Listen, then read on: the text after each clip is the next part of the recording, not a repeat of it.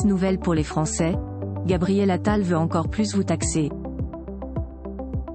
Afin de compenser le déficit public, le gouvernement est en train de trouver toutes les solutions qui devraient permettre de réduire la dette de l'État. Depuis quelque temps, nous entendons souvent parler de la taxation de la rente. Comment fonctionne ce système ? Taxer les rentes, qu'est-ce que c'est ? Compte tenu de l'ampleur d'une défaillance dans les finances, le Premier ministre Gabriel Attal a confié une mission au rapporteur du budget Jean-René Cazeneuve avec l'aide des représentants des autres groupes de la majorité.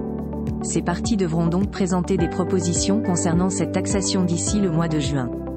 Actuellement, le camp présidentiel est divisé face aux différentes stratégies adoptées pour le redressement des finances publiques. Lors de la réunion de groupe à l'Assemblée nationale qui a eu lieu ce mardi 2 avril, Gabriel Attal a annoncé son intention de créer cet organisme de travail qui devrait se concentrer essentiellement sur ce projet. Récemment, le chef du gouvernement avait déjà donné quelques indices au sujet de cette réforme qui devrait être mise en place d'ici quelques mois. Notamment, lorsqu'il a été invité sur le plateau de TF1. Durant cette entrevue, Gabriel Attal a fait savoir que les Français de classe moyenne et les entreprises ne seront pas concernés par ce nouveau système. D'après les affirmations de ce dernier, cette mesure devrait permettre de faire la différence entre la richesse qui favorise la création de l'emploi et celle qui n'évolue pas. L'application de cette taxation est également prévue pour le budget de cette année. Évidemment, une loi rectificative devrait être publiée. Une initiative qui ne fait pas l'unanimité. Cette annonce du Premier ministre a essuyé des critiques de tous les côtés. D'après les affirmations d'Éric Ciotti qui est à la tête du Parti républicain, il est tout simplement inconcevable de rajouter des impôts aux impôts, surtout que le pays est le leader mondial du côté des prélèvements obligatoires.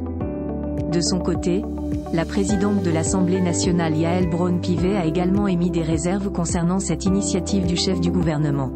Pour Sacha Houlié, présidente de la commission des lois, la réduction de la durée d'indemnisation n'est pas la solution la plus adéquate puisque le chômage est en train de stagner depuis un long moment.